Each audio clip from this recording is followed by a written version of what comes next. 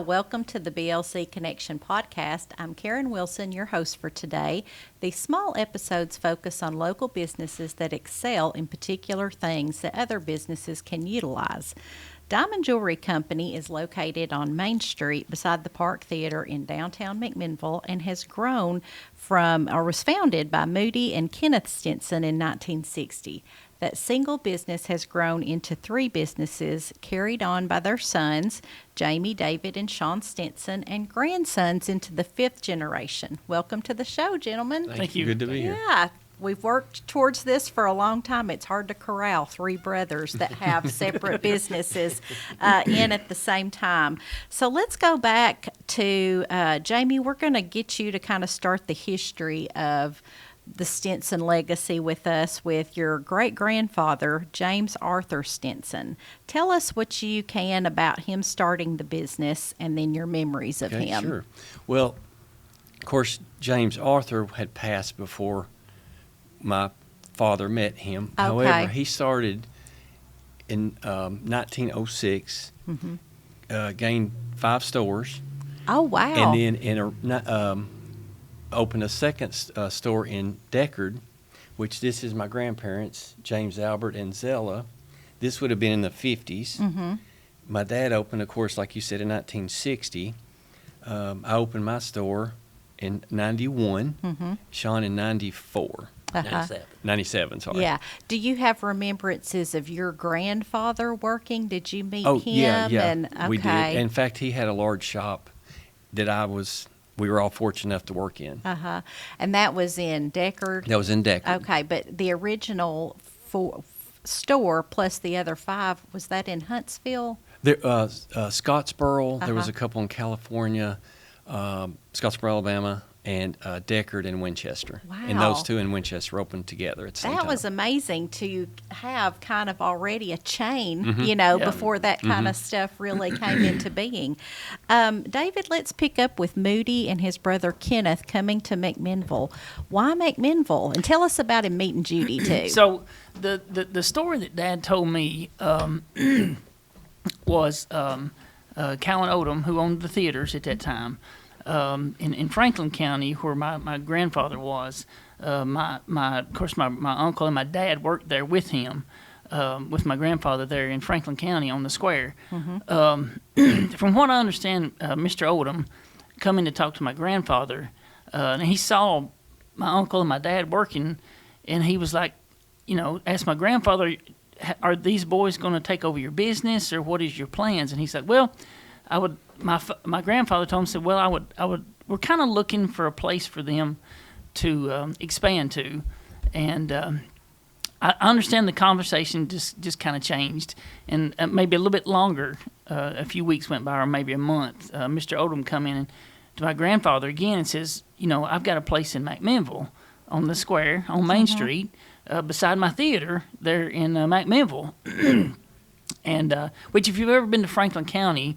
The theater's set up exactly the way it is here, pretty much, Yeah.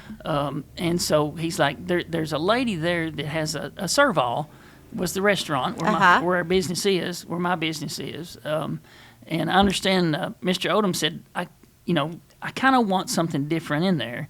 Would you be willing to come look at it and open your sons there?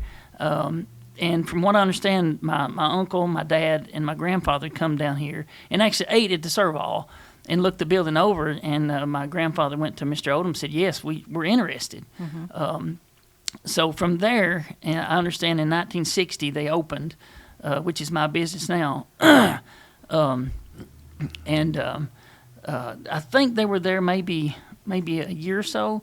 My uncle got drafted to go to Vietnam, and then, of course, my father had to take it from there. Yeah. But go back just a little ways, as my uncle and my dad were putting the cases in the building and mounting them to the wall, my mom, and I think it was her sister, Janie, came into the store, and I reckon it was probably love at first sight, To hear them tell it, yes. So, yeah, and I don't want to know about that. Yes. But from what I understand, there was a Mr. Simmons who lived across the street from my mother, And I think he was a barber. I think really not sure that's the what way he I did. understood that. But anyway, I think Mr. Simmons was like, you really need to meet this young man, and so he drove them to Main Street. They were going to the movie. And I don't know if he brought them in the store or if he kind of coaxed them to go in. But from what I understand, that's when Dad met Mom. And I don't think it was long after that they were dating. And so from what I understand, that's kind of that story. And they were together, how many years were they married? 55, does that sound right? 58. 58. Wow, that's Forever. amazing. Yes, Forever. yes, and that's how it's supposed to be. Yeah, That's yeah. awesome. Sean, or any of you who want to chime in, what is your first memory of your parents working at their business? Just going up when we were real little, 5, 6, couldn't even see over the counters. People would come in, these your kids? Yeah, yeah. And, we would hammer on gold. We didn't know what we was doing. We was playing. Right. We're just kids. But, and meeting people like that, and they come in now, our stores, and go, I remember seeing you in your daddy's store when you was just this tall. Just like people do. Yeah, right, But, right. And do you all kind of, I guess, could you imagine your store is on the small side? It's the Oh, same yeah. location. Yeah. So having 3 probably pretty rambunctious boys Yeah. if they're running Yeah. around. And plus your mom trying to see to Yeah. people, and then your dad working, behind the counter. Now you still kind of work in that same little area that your dad worked in there. I used the same bench that my dad used. My shop is still set up exactly the way it was when Dad had it. So there's not much have changed. I think a lot of people have special memories of going to the movies and looking in the window Yep. there and seeing what they might like for Christmas or oh, that's so beautiful. Everybody always enjoyed doing that. So, people that really know Moody know he liked to discuss government and politics a lot, but he did so with his customers in kind of a gentle way that just made you think. You didn't really know where exactly, but he just kind of tried to get you thinking. Is there something about his teachings or his business in general that's left a mark on you all? Well, he was honest with everybody. He just he told you what was on his mind, but whatever he told you, you could count on that being the correct information. Yeah, and Sean, I think you had a funny story before we went on about, your dad and people would kind of get him going and then they'd leave. Up and get him stirred up and be there 30 minutes, then they'd leave, and then Dad would still be on a rant 2 hours later. About the time we got him calmed down, somebody else would come in and stir him right back up. Yeah. Man, we got to listen to this for another hour. Well, and you all, of course, were kind of a captive audience with Yep. him, but he never probably expressed exactly how he felt to the customer, but he kind of would, like I said, get you thinking He would about hit it things. to the point. Yes. He'd make a definite point. I remember that very well. So let's fast forward to all 3 of you kind of coming of age, and the small location on Main Street won't hold all of you. So were you confident that 3 locations, or was that the original plan, was that each of you would have your own store? Weren't real sure. We never really had a plan like that. Of course, when I opened in '91, that was the plan for sure, that I would go out first on my own, and Sean and David both helped me at that time, and still working at the Main Street store. And even though we're only a couple miles apart, it's really a different part of town. This is more of the suburban area where Main Street was still the old Main Street. Yeah, people walking up and down the sidewalk. Exactly. Yep. And so we looked at other towns around, and a location for Sean came up. I'll let him explain that to you, and he took that instead of going to another community. Yeah, you kind of went back to the family roots of starting in a theater building Correct. yourself. Yeah. Correct. Well, what the funny thing is, I actually lived in the Park Theater at one time uptown. That's right. I forgot in about that little apartment up there. Yeah. Yes. Yeah. But I was actually looking at moving maybe Smithville, Sparta, somewhere else, because I didn't really want to be in competition with, Dad and Jamie at that time. But Jerry Williamson, he had this spot coming open where Daryl's men's shop was, and he said, "Man, I've got a good location." So forth, so on. Here, the rest is history. I moved in there, opened up in '97. And then, of course, they tore the building down, and then I had to move. Of course, the location behind Jamie come open, and I moved in there.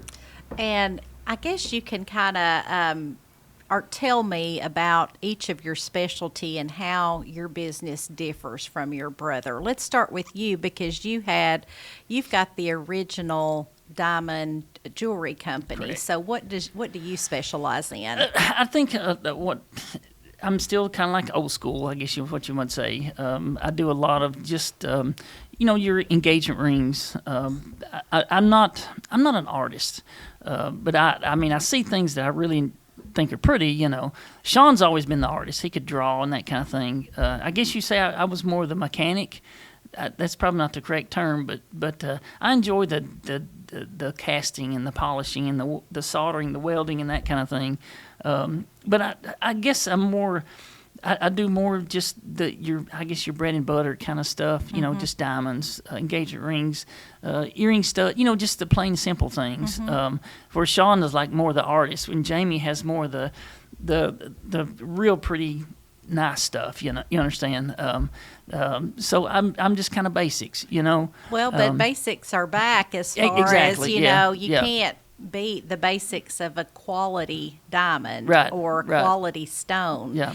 And that's one thing I'll bring up is that so many people, especially younger generations, you end up in your chain stores and things like that. But I find it very, comforting to know that when you're putting money into a ring, you all are going to tell them this is this quality, Yeah. this is why this one's a little bit cheaper, this has got a flaw, or hey, you're going to fit everybody's budget in that. Yeah. So talk to me about, I guess he described you as the artist of the family. What all do you specialize in? I think, and I think Dad taught David more about watches than he did. I don't know hardly anything about watches, but and I do get into the mold making, the casting, some designing, some special designing. I do some of that, not a whole lot. And as this business evolves, it's getting where more things are becoming computerized. You just draw it on a computer, it 3D images it, and then you print it. That takes the handwork out of the business. I don't necessarily like that. I want to know that I hand did it, I hand made it, and there's not another one out there like it. A 3D printer can print 1,000 just alike. Your hand's not going to do that. Right, and Everyone's that may gonna be different. Right, kind of what some of the replications in chain stores are probably going that route. Yep. And then you've got a lot of pearls and a lot of different things at your store. Tell me about classics. I have a lot of the basics like every store would. However, I try to concentrate on things that are different and unusual. A lot of things that people haven't seen before.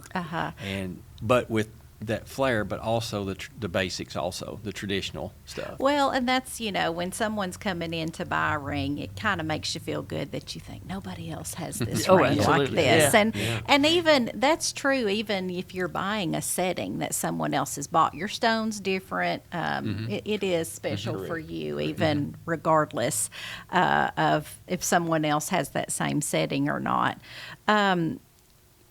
Tell us about some of the things you have brought. I know these are kind of things that we'll go back to you talking, Sean, about this particular box right here. Tell us about this. Well, that is a rubber mold, and what we do is we inject that with wax to make a wax model. We'll take that model and make a mold of it, which then we'll melt that out and then do the gold injection into a different mold.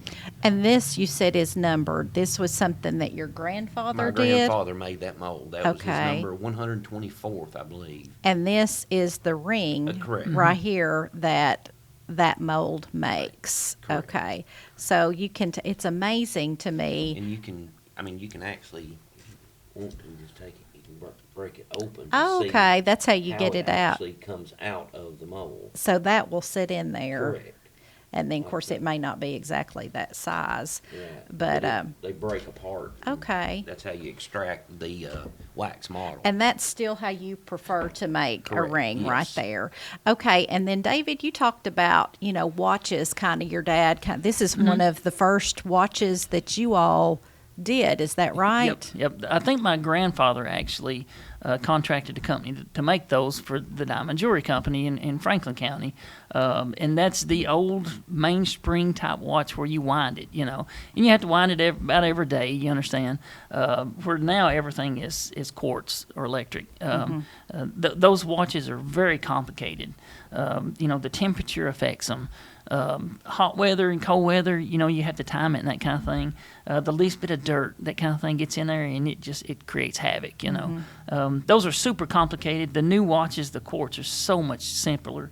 You can get a little dirt in them, they'll keep going, There's no maintenance to the newer ones, to where those you had to take them apart, clean them, oil them every several years, to where the quartz things are so much more simple now. And you still carry, I guess, do all of you carry watches still, or you that's your specialty too? I do that. We do actually have a private label company that does watches for us.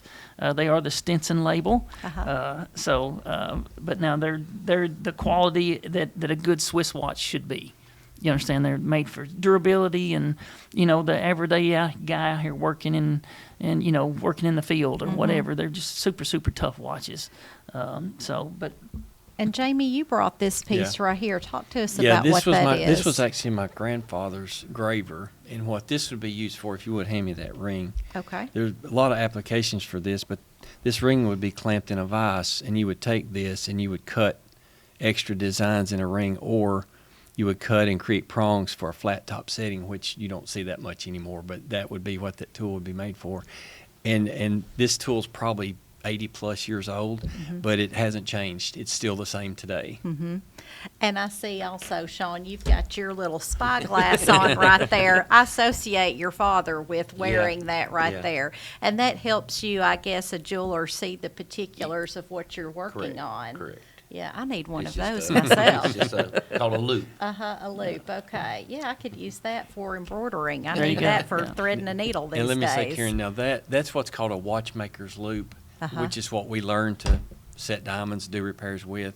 Now we have visors that are a lot user friendly, but that's what we learned. Yeah, that was kind of your first tool, Yeah. I guess. So, of course, we're going to have your sons on here, and we're going to talk to them in our next segment. But, as your parents have passed now, talk to me about the legacy that you all, I know there's a lot of pride in your father, your mother, grandfather, great-grandfather. Just talk to me a little bit about what you think their legacy is. I mean, what's real neat is I had a guy pull up at my store one day, and he just walked in. He said, "Are you a Stinson?" And I said, "Yeah." And he said, "Okay, I'll be right back."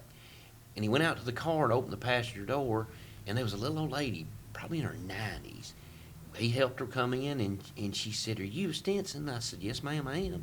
And she said, "Well, I don't want nobody to touch my jewelry but a Stinson." and the boy said, "I drove her from Winchester all the way here for you to clean and check her rings." I mean, that's pretty cool. That is. And, your parents, I can't think of a closer family that you all have been growing up, your mom and dad. Yeah. You very rarely saw them apart. Yeah. And then you all grew up in a small home just outside on Pigeon Hill Road, and close quarters for you all. Yeah. And you all, as we said, are kind of just a few years apart in age Yes. group. Is that Yeah. right? Yep. So just a great legacy. Jamie, do you want to add to that about anything? Well, I was going to say it's almost every day I'll talk to somebody and they'll say, "Well, your dad sold me my first wedding set, and now they're coming in for their 50th anniversary." That's special to be a part of that many people's history in our area too, and I guess you get that as well. To kind of do on Sean's thing, if I'm not mistaken, I've had the same situation, with people coming in from Franklin County that's I bought from your grandfather, but it's kind of neat too.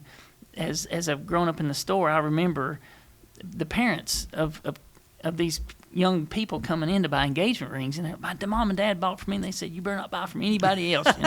So that means a lot. It does. It does. It means a lot. Yeah, and as I said, the trust that you all have established from this many years of shooting people straight, Yep. as you said, you got that from your dad, and I'm sure your mom too. Oh, yeah. And your mom, let's talk about her for a minute. She was kind of the backbone of the family, but she kind of, I guess she kept it all together, didn't she? she did. Yep. She whipped us into shape. I guess you could say. Yeah. Well, with 3 boys Bless within her a heart. year or 2 of each other, Yeah. I guess you kind of had to do that. But, after your father passed, she stayed at the store with Yes. you all Yep. and, Yeah. and kind of helped, as much as she could and worked and Yeah. did the meet and greet. Yep. She talked to everybody. Yes, Yes, she did. Very wonderful lady. Well, we're going to wrap up this segment of the BLC Connection podcast and the Stinson legacy. We've had Jamie, David, and Sean. We're going to continue the story in the next segment with Alex and Abram Stinson, and they are the 5th generation. But that's it for this part of the BLC Connection podcast. Welcome back to the BLC Connection podcast. We are continuing with the 5th generation of the Stinson jewelers, Alex Stinson, son of Jamie, and Abram Stinson, son of David. This is getting biblical, guys. We've got multiple generations. I feel like we're going back, and his father begat him, and his father begat him.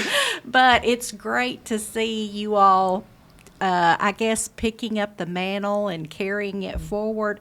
I know your grandparents are so proud of that because they got to kind of see you all working at the store. Yeah. So talk to me, I guess, Alex, you're the older of the 2. So let's start with you. What made you decide to work in the family business? In school, first of all, I didn't really like school. Well, So, most people don't. yeah, and, Mom wanted me to go to college and everything, and I like the family business. I like what I did. I mean, I've done bench work since I was probably 10. I mean, I've been in the store my whole life, but, working at the bench and everything. And so I started doing that, and I just enjoyed it. And then growing up, Moody would be out in the shed working on stuff and casts and whatnot, and I go out there, both of us did, really, and, we go out there and hang out with him, and he kind of showed us everything. But, yeah. He was a great teacher, wasn't he? He was. He just had that voice, and it made you feel, I don't know, the specialness of what he was doing. He took so much pride in his work, and he loved talking about it and passing it down. So I'm sure that was a wonderful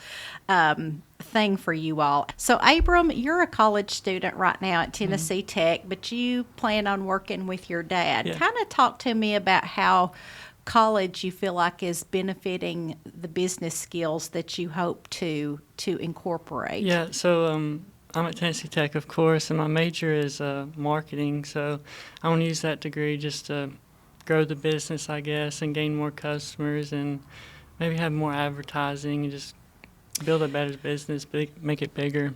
Well, and you all, of course, are into the whole generation of social media. I mean, that has changed the face of, we talked about with your dads how when I was younger, you would go to the Park Theater to see a movie, and advertising was walking by the glass and seeing the pretty jewelry behind there, and you'd think, hey, when they're open, I want to come back and look at that. Are you all involved in the social media yeah. aspect of it? Yeah. I know I see a lot of stuff. Sean's stuff pops up a lot, but like you all, do you do kind of the filming or kind of get the ideas going? How are you all involved?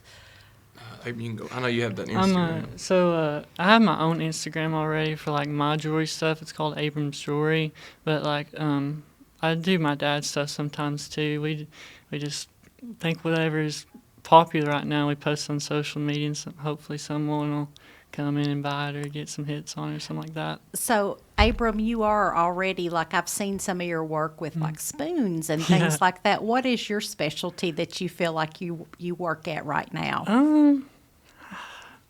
I just try to just be creative. I don't really have, like, a specific specialty. I just want to do what's kind of popular and what gets more sales. Yeah.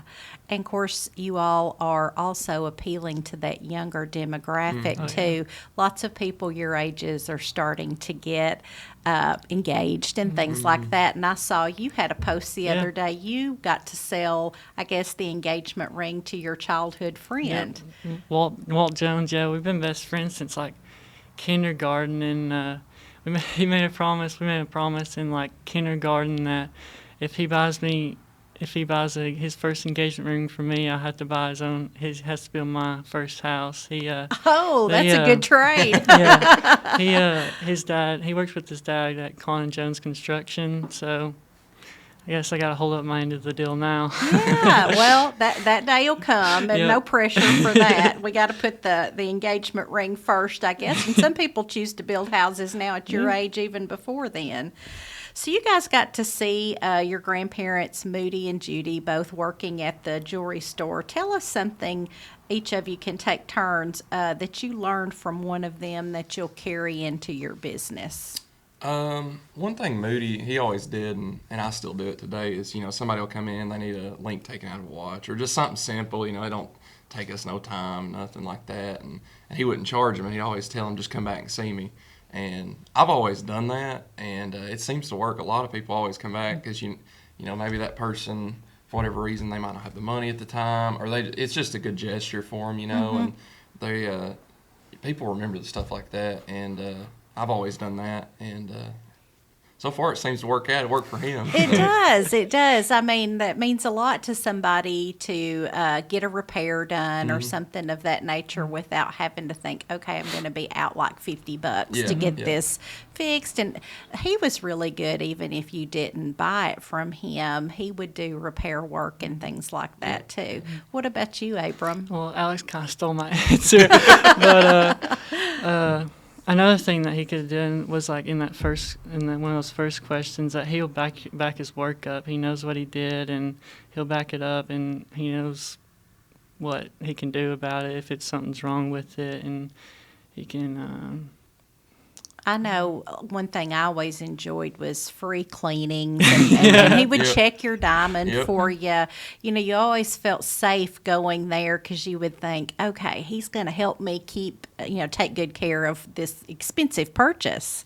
So both of you had some caregiving roles after Moody passed away with your grandmother. Talk to me about what that meant to you. Her role in the family business wasn't the role of Moody, but it was still, I think she was a big part of it. Let's start with you, Alex. Well, on Sundays, I'd always take her to church, and I had a little convertible car. I still have it, but she always loved going for rides and that and everything. And then both of us on Wednesdays, we'd take her supper. She'd cook for us, something of that nature. And and another thing as far as business, she would always wear jewelry Moody made, and she'd just sell it off her fingers. She'd get so mad, she'd get mad about it. And Moody's like, well, I can just get you another one. And, she'd get upset about it. But she did stuff like that all the time. And, of course, she had 9 rings on 10 of her fingers, just always something like that. I do remember just beautiful, you would get, it was very eye-catching. She always kept her nails so pretty, and her hair was short so you could see her pretty earrings and things like that. She was basically the store model, I Pretty guess. much, She was the mobile advertising board. Yes. What about you, Abram? Grandma meant a lot to me. One of the things that I could think about her is like, if you come in the store and you're a new customer, she treats you like you've been there before. She treats you like a friend or a family member, that she knows what you want and she'll take care of you. Right. And as the female, she was kind of for years before your mom started kind of hanging out sometimes. She was kind of the lone female, the female perspective on what you liked and things like that. So I know now your dad has a lady that helps her, and I know Sean does too. And so it's helpful to have that perspective of what's popular, what we're thinking, because generally the gift is usually, when it comes to jewelry, for the the females, but you guys have some pretty men stuff too, Yeah. right? Oh yeah. Yeah, that's what I was thinking. And of course, this time of the year, it's getting to be everybody's starting to think about jewelry and all of those things. So it's a popular time. Gentlemen, thank you both for being here today. It's a wonderful family story. You guys, I know, are so proud of the history of the Stinsons, and we look forward to seeing what you all are going to bring. And it's so wonderful. Sometimes your generation gets kind of a bad rap at times. So you all are not the bad rap. You all are carrying on the mantle of your grandparents and great-grandparents, and I believe great-greats. So that's great. Literally. I'd like to invite our listeners and viewers to tune in for future episodes and share this content with other businesses. Until next time, this is your BLC Connection.